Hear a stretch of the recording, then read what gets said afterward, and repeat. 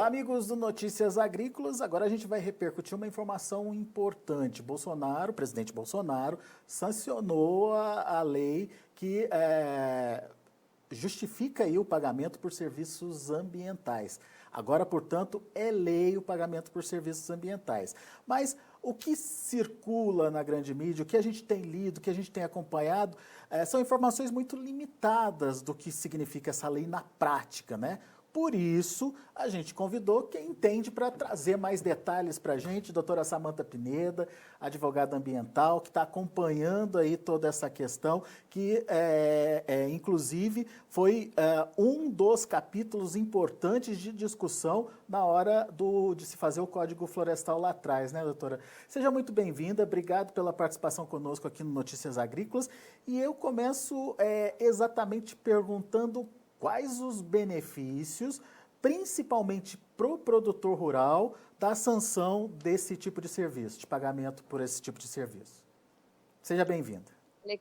Obrigada, Alexander, todo mundo aí do Notícias Agrícolas que nos escuta. É uma boa notícia para começar 2021, né? A gente tão tenso com essa segunda onda que está aí no Brasil dessa pandemia, e vem essa boa notícia, a lei 14.119, agora já tem número, de 13 de janeiro de 2021, que institui a Política Nacional de Pagamento por Serviços Ambientais. Isso era um pleito já muito perseguido, principalmente pelos produtores rurais aqui do Brasil, Alexander, porque o que são esses pagamentos? Então, vamos começar do zero para a gente entender mais ou menos esse contexto todo.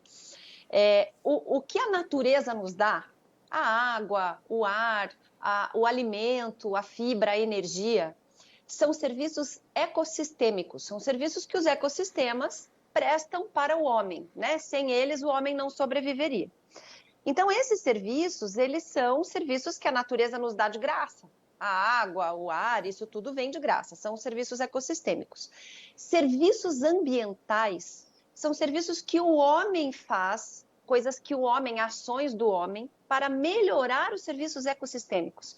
Então, uma recuperação de uma nascente para melhorar o fornecimento de água pela natureza, o serviço de recuperação de uma vegetação, o serviço de fazer um sistema, por exemplo, de integração lavoura-pecuária-floresta para recuperar uma pastagem, para diminuir a emissão de gases do efeito estufa ou para sequestrar carbono, são serviços feitos pelo homem para melhorar os serviços que a natureza presta ao homem. E estes serviços é que são os serviços ambientais, que agora têm regras para poderem ser remunerados. Essa diferença é super importante, viu, Alexander? Muito bem. Agora, quem pode participar, doutora? E mais do que isso, o que precisa fazer para participar desse processo?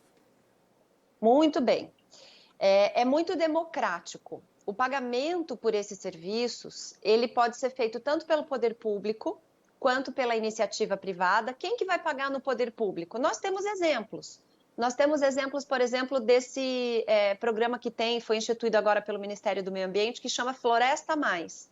É um programa que remunera aquele produtor que cuida da floresta, independente se ela está dentro da reserva legal ou da área de preservação permanente, que, como você bem disse, a gente já colocou lá no Código Florestal, que são elegíveis para pagamentos por serviços ambientais. Existe um outro serviço da ANA, da Agência Nacional de Águas, que é o pagamento pelo cuidado com as águas.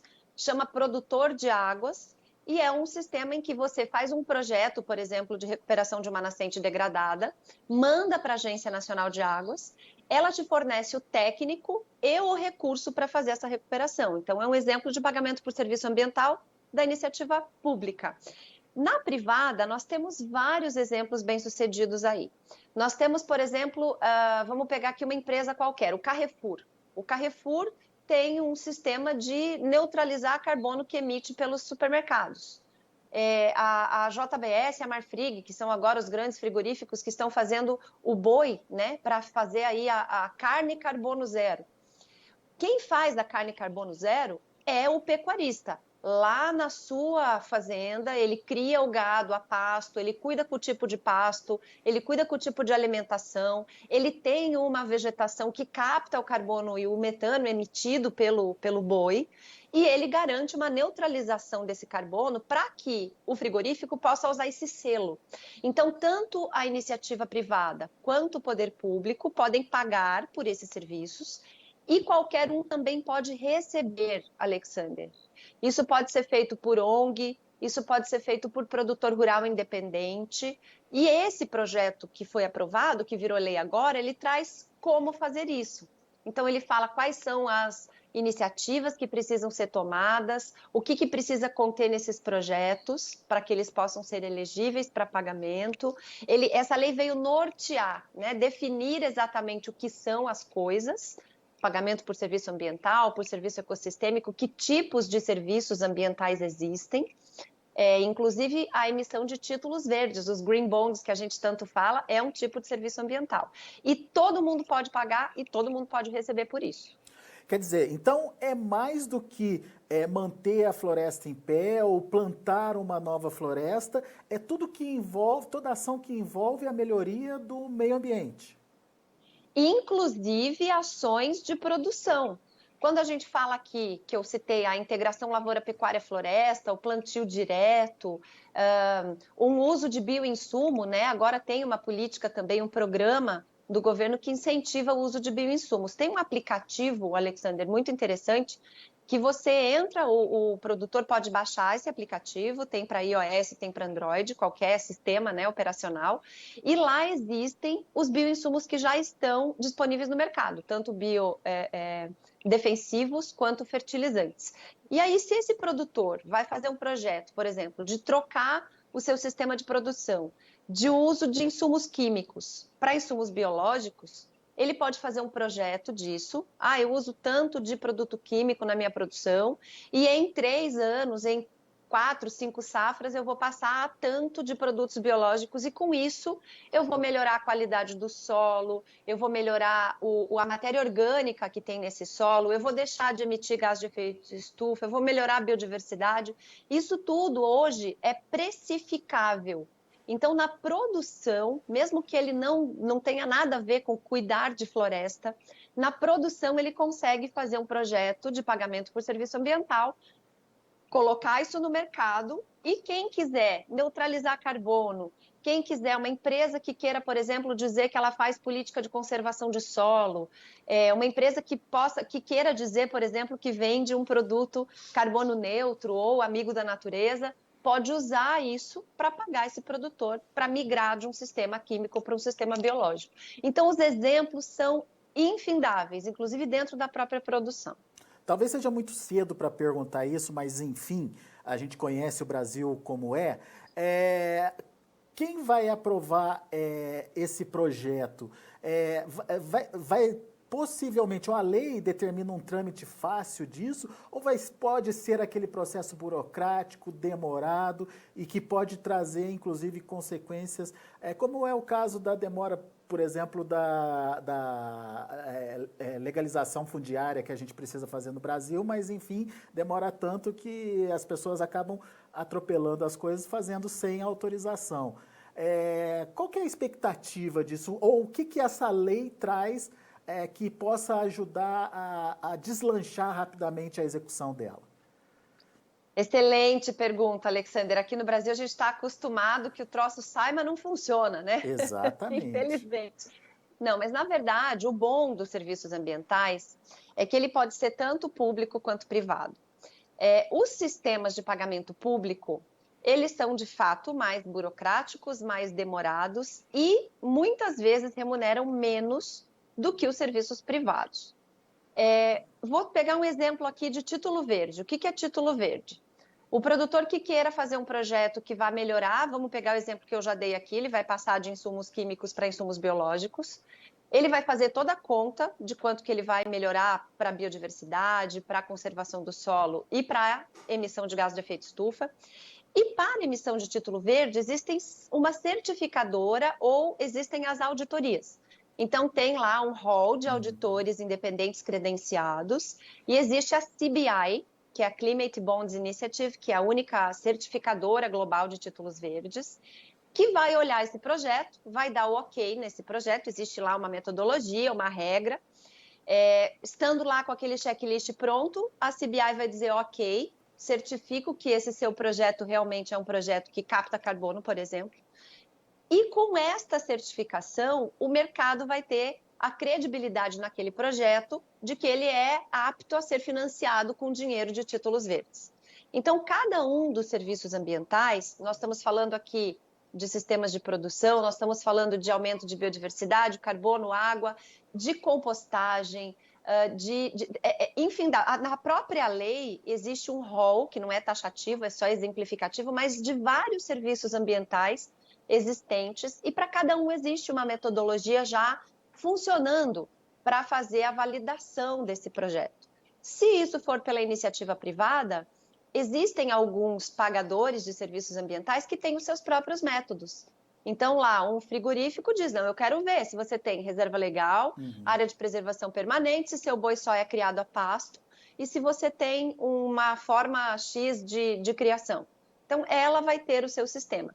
A lei, ela norteia, mas ela não dá um passo a passo para cada um, que são muitos serviços ambientais. E diferentes formas de pagamento também, né? Não precisa ser em espécie, pode ser em desconto, por exemplo, de compra de algum produto, enfim.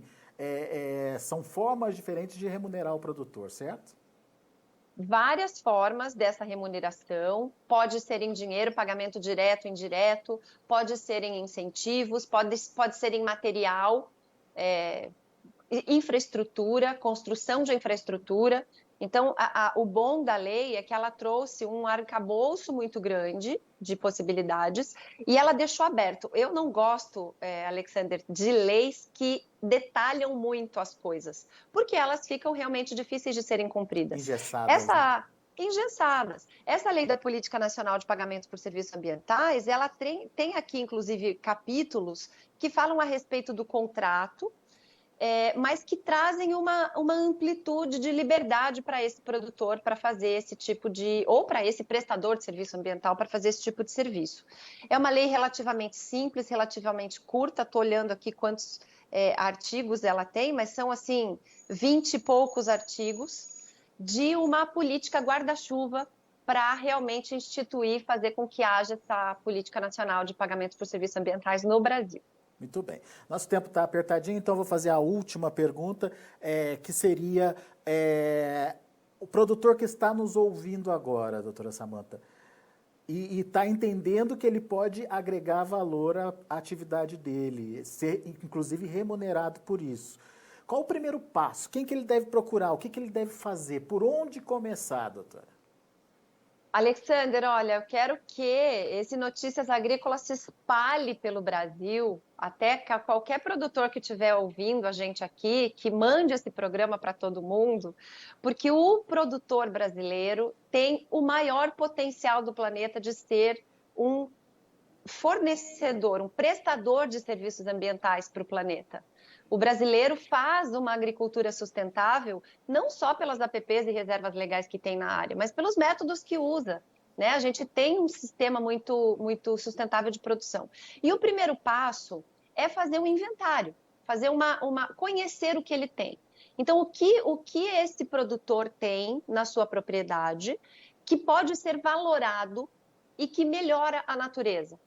Ele usa um tipo de fertilizante diferente, ele usa um método de integração lavoura-pecuária-floresta, ele tem todas as nascentes lá com as suas APPs, enfim, ele precisa contratar um serviço técnico, e isso eu entendo que até os próprios sindicatos rurais podem ajudar os produtores nisso, para entender o que é valorável dentro da sua produção.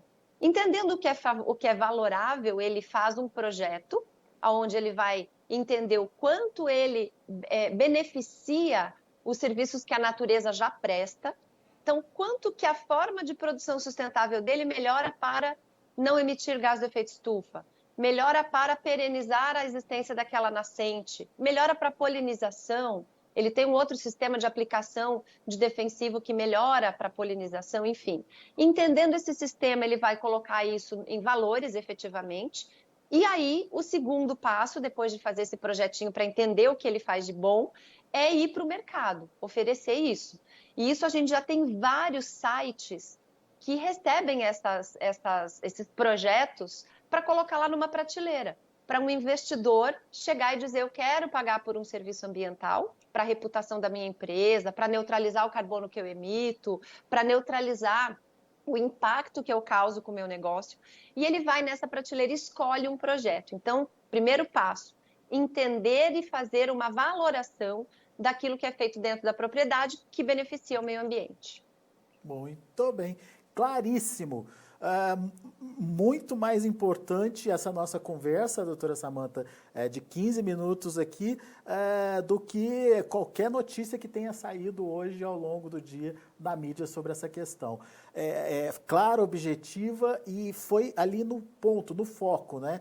Produtor, o beabá desse pagamento por serviços ambientais e o que o produtor tem que fazer. Doutora, mais uma vez, muito obrigado pela sua participação. Agradeço muito aí a disponibilidade de atender a gente aqui. O ano está só começando, aproveito para desejar um ótimo 2021 para a senhora e a convido para continuar com a gente ao longo desse ano, que vai ser mais um ano daqueles de batalha ambiental aí, doutora Samantha. Batalha ambiental. Eu agradeço sempre a oportunidade. Eu acho que o Notícias Agrícolas, parabenizar vocês, está sempre em cima da notícia, dando essa informação aí de qualidade. Que venha 2021 com tudo que tem direito. A gente tem muita promessa aí de boas. Tem que sair licenciamento, geral de licenciamento ambiental. Tem que sair a lei de regularização fundiária para diminuir desmatamento. Tem muita coisa para acontecer, a gente vai estar junto. Muito obrigada, Alexander. Um grande abraço. Obrigado, abraço, até a próxima. Até. Tá aí a doutora Samantha Pineda aqui com a gente, traduzindo, portanto, o que significa essa lei sancionada hoje pelo presidente Bolsonaro sobre pagamento por serviços ambientais. Então, preste atenção nas dicas que a doutora Samantha deu, porque elas são muito importantes aí para você, inclusive, poder agregar valor à sua produção e, mais do que isso, receber mesmo pelos serviços que você instintivamente já presta em favor da natureza. E à medida que a gente tenha concretizado essa valoração aí da nossa proteção ambiental, daí não vai ter quem discuta mais, nenhum país, nenhuma ONG que discuta mais a sustentabilidade da produção brasileira. Portanto, faça a sua parte também, participe desse processo, ganhe um dinheirinho a mais e nos ajude a mostrar que o Brasil é realmente sustentável. Grande abraço para vocês. Na sequência tem mais boletins, mais informações no Notícias Agrícolas.